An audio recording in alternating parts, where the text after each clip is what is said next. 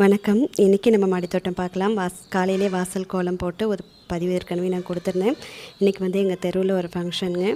தெரிஞ்சவங்க பொண்ணுக்கு சடங்கு செஞ்சு நிச்சயதார்த்தம். அதுக்கு போயிட்டோம்.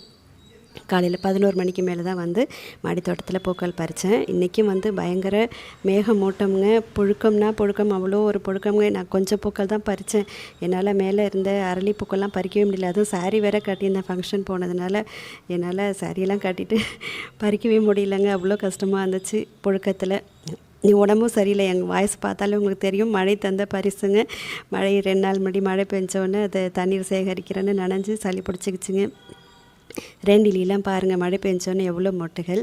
இதை பாருங்கள், இதில் பால்சம் எது ரோஸ் எதுன்னு கண்டுபிடிக்க முடியாத அளவு ஒரே வண்ணத்தில் எவ்வளோ அழகாக இருக்குது பாருங்கள். இன்றைக்கி பறிச்சுட்டு வந்த பூக்கள் பாருங்கள். வெள்ளிக்கிழமை பூஜைக்கு நம்ம மாடித்தோட்டம் இவ்வளோ கொடுத்துருக்கு. அடுத்த பதிவில் பார்க்கலாங்க. நன்றி, வணக்கம்.